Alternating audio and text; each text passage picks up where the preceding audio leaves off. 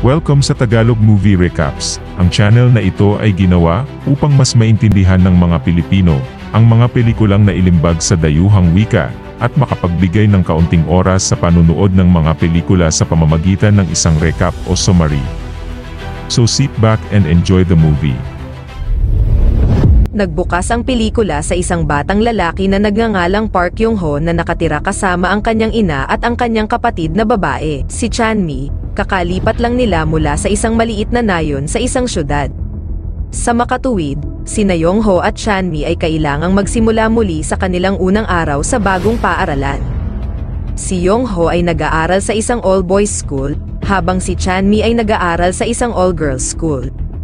Samantala, sa ibang lugar, isang nerd na estudyante na si Jin-soo ang pinagtritripan ng ilang mga bully sa paaralan na pinamumunuan ng isang estudyante na nagngangalang Kite.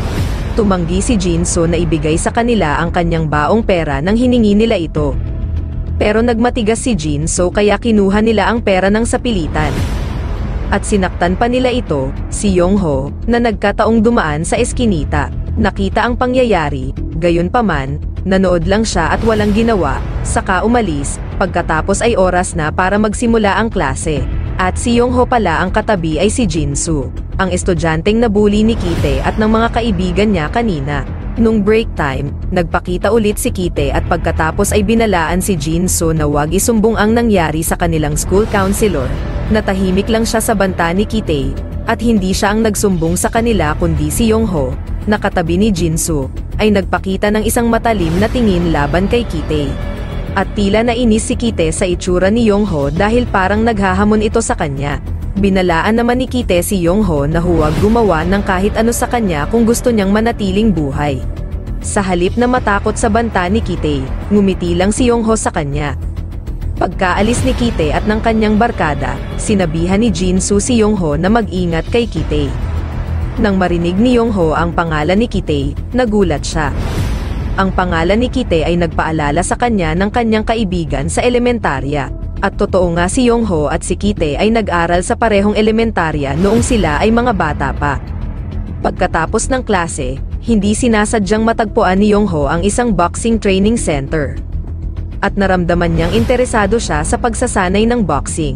Pagpasok niya sa gym, walang tao doon, kaya kinuha niya ang pagkakataon na subukan ang ilang boxing equipment habang nandoon siya. Maya-maya pa ay dumating ang may-ari ng boxing gym at pinagalitan siya sa paggamit ng kanyang kagamitan ng walang pahintulot. Agad sinabi ni Yong-ho na interesado siya mag-enroll sa training center. Pagkatapos ay binigyan siya ng boxing coach ng isang form upang fill upon at sinabing maaari na siyang magsimula ng pagsasanay bukas. Pero sinabi ni Yong-ho na gusto niya nang simulan ang pagsasanay ngayong araw. At mula sa araw na iyon, nagsimulang magpraktis si Yong-ho ng boxing na may passion at determinasyon. Kinagabihan, nag-alala si Yong-ho dahil hindi pa umuuwi ang ate niya. Pagkatapos ay tinawagan niya ito at hiniling na umuwi. Pero ayaw ni Chanmi dahil gusto pa rin niyang i-enjoy ang kanyang oras sa karaoke club kasama ang kanyang kasintahan. Nakaramdam ng inis si Yong-ho, at pagkatapos ay nagpa siya itong hanapin siya. Habang naglalakad, nakita ni Yong-ho si Kite at ang kanyang mga kaibigan. Tinawag siya ng isa sa mga kaibigan ni Kite at pinalapit siya. Tinanong ni Kite ang kanyang pangalan, at nang sabihin niya na ang kanyang pangalan ay Park Yong-ho, nalaman na ni Kite na si Yong-ho ay kanyang kababatang kaibigan. Niyaya siya ni Kite na makipag-inuman sa kanya habang pinag-uusapan ang kanilang pagkabata. Nagtanong si Kite tungkol sa mga magulang ni Yong-ho, at sinabi sa kanya ni Kite na pumanaw na ang kanyang ama. Pagkatapos magkwento sa kanilang pagkabata, sinabi ni Yong-ho na kailangang na niyang umalis. Ilang sandali pa, sa wakas ay natagpuan na ni Yong-ho si Chanmi, na nagsasaya kasama ang kanyang kasintahan. Pagkatapos ay tinawag siya ni Yong-ho at pinauwi niya ito kaagad. Gayunpaman, nagalit si Chanmi at labis na nainis sa kung paano kumilos ang kanyang kapatid. Sinabi niya na masyadong mahigpit si Yong-ho sa kanya. Kinabukasan, inimbitahan ni Yong-ho si Jin-soo sa kanyang bahay dahil gusto niyang tulungan siya ni Jin-soo mag-aral ng matematika. Sa oras ng pag-aaral, nahirapan si Yong-ho maunawaan ang paliwanag ni Jin-soo, at nagutom siya. Pagkatapos ay niyaya ni Yong-ho si Jin-soo na kumain ng noodles. Habang kumakain, tinanong ni Jin-soo si Yong-ho kung bakit gustong-gusto niyang mag-aral ng math. Sinagot naman ni Yongho na ito ang gusto ng kanyang ama, gusto ng kanyang ama na mag-aral siyang mabuti. Simula noon, naging close sina Yongho at Jinso at naging magkaibigan. Samantala, si Kite at ang kanyang barkada ay nagsasama-sama at nagpa-party sa isang karaoke bar. Sa hindi inaasahan, isang grupo ng mga mag-aaral sa ikatlong taon sa pangunguna ng kalbong lalaki, si Chunhil, ang dumating at ginulo sila. Dahil sa pagdating ni Chunhil at ng kanyang mga kaibigan, si Kite at ang kanyang mga kaibigan ay walang magawa dahil hindi sila naglakas loob na lumaban sa kanyang mga nakatatanda. Samantala, sa boxing training center, nakita ni Yongho ang isa sa mga estudyanteng sinasanay ni coach, at parang nakaramdam siya ng selos sa kanya dahil ang coach mismo ang nagsanay sa kanya, ngunit hindi ito nagpapahina sa kanya. Kaya nagsanay siya sa kanyang sariling pagsisikap at ginaya nito ang tinuturo ng coach sa isang estudyante. Nang sumunod na araw, muling binubuli ng gang ni Kite si Jinsu, at nang makita ni Yongho ang pangyayari, sinubukan niyang ipagtanggol si Jinsu, at sumiklab ang gulo sa silid-aralan. Isa-isang binugbog ni Yongho ang mga bully, at madali niyang napabagsak ang mga ito. Nagulat si Kite nang makita niya si Yongho, na magaling makipaglaban. Saka siya binalaan nito na hindi manghimasok sa kanyang gawain o kung hindi man ay hindi kailanman magiging mapayapa at komportable si Yongho sa paaralan. Pagkaalis ni Kite, isang estudyante na nagngangalang Sanghun at pinuri si Yongho sa pagkakaroon ng lakas ng loob para lumaban sa gang ni Kite. Samantala, pinagalitan ni Kite ang kanyang mga kaibigan dahil nakaramdam siya ng hiya sa ginawa ni Yongho sa mga miyembro ng kanyang gang. Isa sa mga kaibigan ni Kite ang nagmungkahi noon dapat nilang gantihan si Yongho para mapanatili ang karangalan ng kanilang gang. Nanatiling tahimik si Kite matapos marinig ang suggestion ng kanyang miyembro, parang ayaw niyang kumilos ng pabigla-bigla. Sa pag-uwi mula sa paaralan, si Sanghun, na kanina pa hinihintay si Yongho, para ipakilala ang kanyang kaibigan, na si Haksu. Tila namangha si Haksu sa ginawa ni Yongho na ipagtanggol si Jinso at pigilan ang gang ni Kite gamit ang kanyang martial arts. Nang maglaon, sina Yongho, Sanghun, at Haksu ay pumunta sa isang food stall para sabay na kumain ng tanghalian. Napag-alaman na sina Sanghun at Haksu pala ay galit na galit kay Kite dahil sa pang-aapi sa mga mahihinang estudyante sa paaralan. Pagkatapos nilang masayang sinaluhan ang tanghalian, dinala niya sina Sanghun at Haksu sa gym. Habang nandoon, ibinunyag ni Yongho sa kanila na takot talaga siya kay Kite dahil siya noon pa man ay bully na.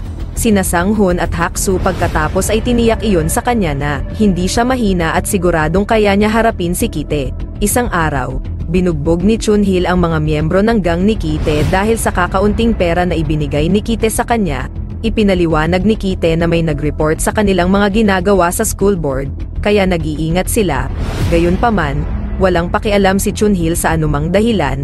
Samantala, pag-uwi mula sa paaralan, pinuntahan ni Yongho ang tindahan ng kanyang ina, at pagdating niya doon, nakita niya ang kanyang ina na inaakit ng mga bisita na bumisita sa tindahan. Sinadya ni Yongho na hindi bugbugin ang mga lalaking iyon dahil nangako ito sa kanyang ina na hindi papasok sa anumang labanan. At nagpasya si Yongho na pumunta sa boxing center at ilabas ang kanyang galit sa pamamagitan ng pagsasanay ng boxing. Pagkatapos ng pagsasanay, hindi sinasadyang nakita ni Yongho ang girlfriend ni Kite, si Haijin, sa harap ng isang motel. Sa sandaling iyon, tinanggihan ni Haijin ang kanyang senior sa imbitasyon na magsaya kasama siya. Nang mapansin ang pangyayari, pinili ni Yongho na huwag makialam at saka naglakad palayo. Makalipas ang ilang sandali, pagkatapos ng matagumpay na pagtakas mula sa kanyang senior, lumapit si Haijin kay Yongho at tinanong kung bakit hindi siya tinulungan, at tahimik lang si Yongho at nagpatuloy sa paglalakad pauwi sa kanilang bahay. Sa kanyang pag-uwi, nakita ni Yongho ang isang batang lalaki na sumisigaw sa kanyang kapatid na babae, at walang segundo, sinuntok niya ang batang iyon. Ngunit si Chanmi pinagalitan siya dahil nasaktan niya ang kanyang kasintahan. Si Kite at ang kanyang barkada ay bumalik sa pambubuli. Sa pagkakataong ito, hiniling nila sa kanilang biktima na magnakaw ng pera ng mama niya tapos ibinigay lahat ng pera sa kanila. Samantala, inimbitahan ni Sanghun at Haksu si Yongho na lumiban sa klase at magsigarilyo sa likod ng kanilang paaralan. Habang masayang naninigarilyo, nagtanong si Yongho sa kanila tungkol sa isang estudyante mula sa Yongjin High School na may pangalan na Jung-il, at sinabi ni Sanghun na si Jung-il ay sikat bilang isang marahas na bully. Sinabi ni Yongho na si Jung-il ay boyfriend ng kanyang kapatid na babae, at kagabi ay sinuntok niya ito dahil sinaktan ni Jung-il ang kapatid niya. Si Hak-soo at Sang-hoon ay namangha kay Yong dahil sa tapang ni Ho. Pagkatapos ng klase, tinanong ni Hae-jin si Yong-ho na sumabay pa uwi, at inalok niya si Yong-ho upang makilala ang kanyang kaibigan. Ngunit si Yong-ho ay hindi interesado sa alok. Ilang sandali pa, bigla nilang nakasalubong si Kite at sa kanyang gang. Nang makita ang kanyang kasintahan na kasama si Yong-ho, agad na tinawag ni Kite si Hae-jin at biglang hinalikan ito sa harap ni Yong at sa kanyang mga kaibigan. Mukhang sinasadya ito ni Kite para sabihin kay Yong-ho na girlfriend niya ito. Gayunpaman, tila walang pakialam si Yong-ho at naglaka malayo doon. Kinabukasan sa school, nag-abot si Kite ng ninakaw na pera kay Chun-hil, at pagkatapos matanggap ang pera mula kay Kite, binalaan ni Chun-hil si Kite na mag-ingat sa isang senior na nagngangalang Sang-ki. Samantala, nang pauwi na si Yong-ho, hinarang siya ng mga estudyante mula sa Yongjin High School. Gusto nilang ipaghiganti si Yong-ho sa pananakit kay Jung-il. Ilang araw na ang nakalipas, isang labanan ang nangyari, isa laban sa 3 tao. Mukhang mahihirapan si Yong-ho sa kanyang mga kalaban. Buti na lang at dumating sina Sang-hoon at Hak-soo sa tamang panahon para tulungan siya. Sa wakas ay nanalo ang 3 sa labanan laban sa mga taga Jin High School.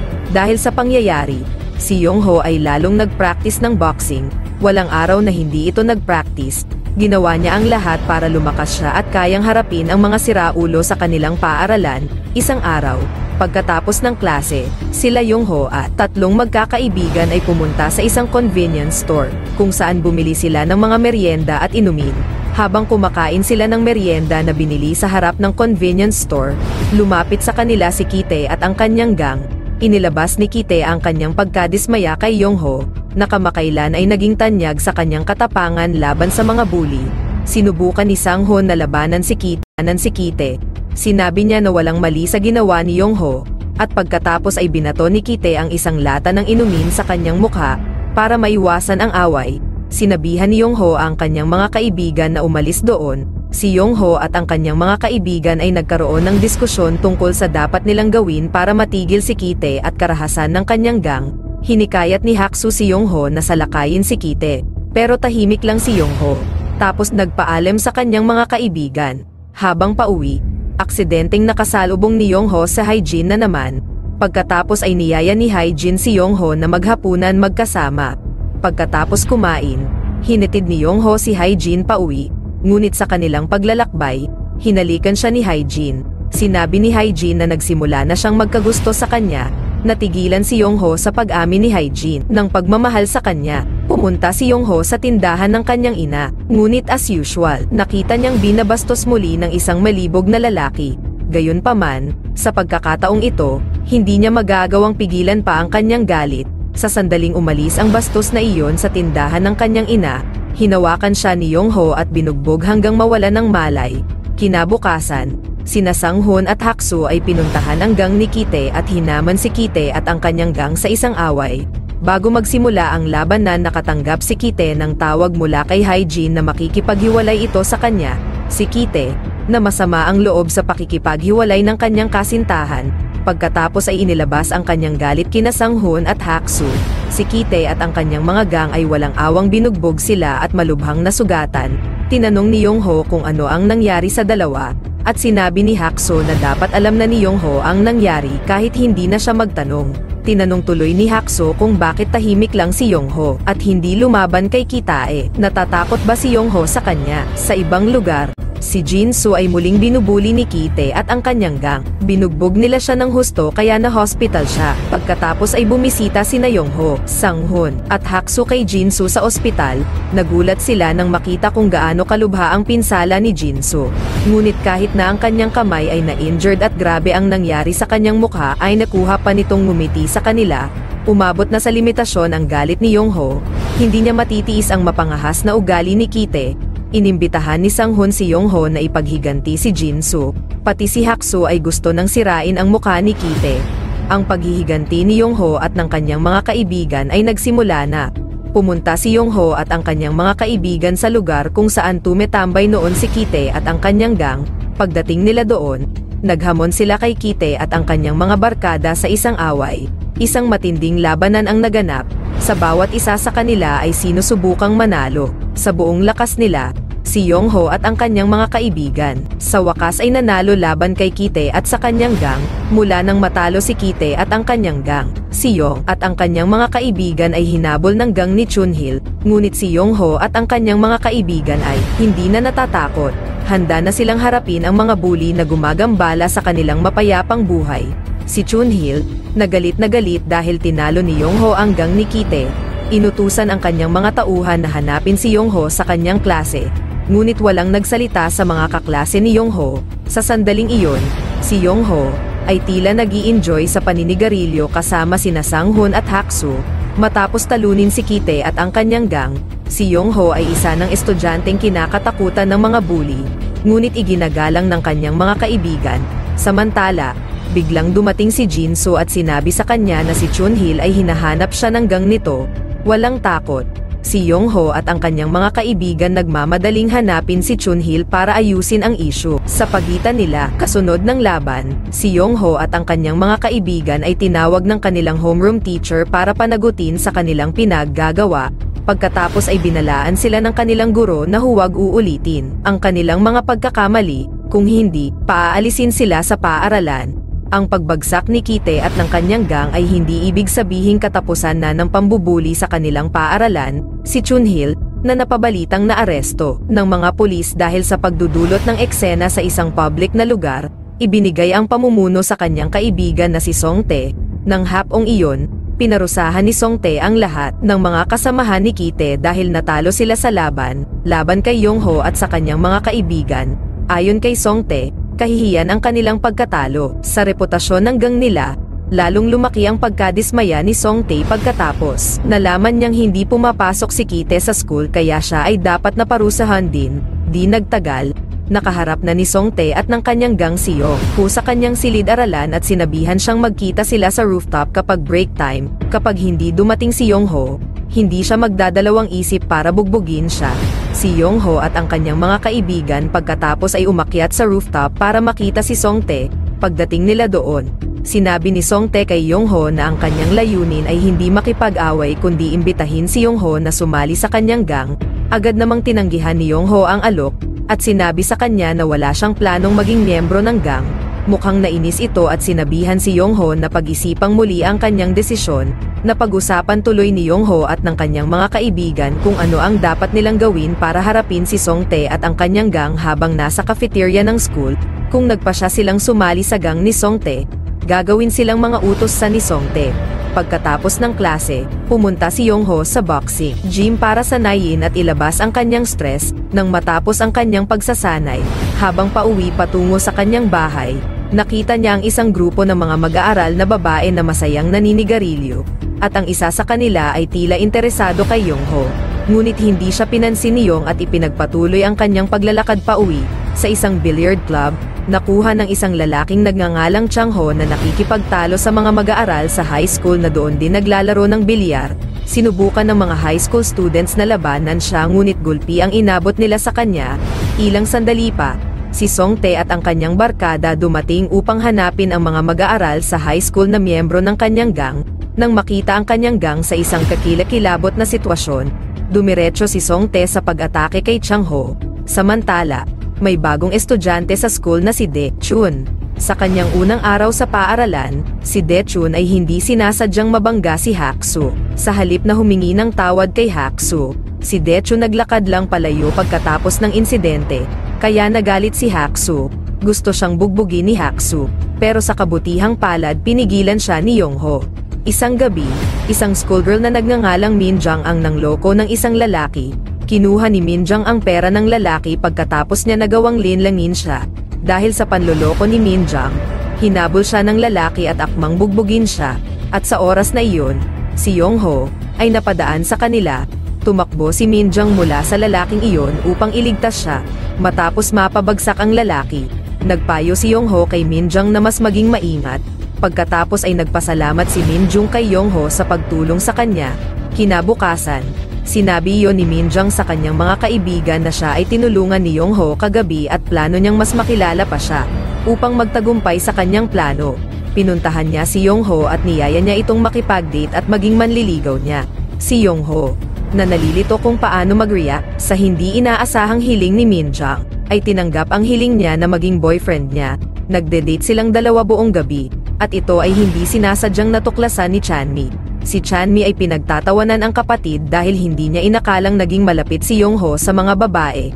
Kinabukasan, tinanong ng gang ni Songtae si Jongho para sa pera muli, sabay dating ni Daechun at sinabihan sila na itigil ang kanilang ginagawa. Ngunit nang hindi sinunod ng mga bully ang utos niya, ay inatake nila si Daechun. Ngunit nagulat sila dahil napakagaling pala ng tahimik na si Daechun sa pakikipaglaban, at nagawa pa niyang talunin ang mga tauhan ni Songtae. Samantala, si Songtae ay galit na galit sa mga tauhan nito dahil palagi na lang natatalo sa laban.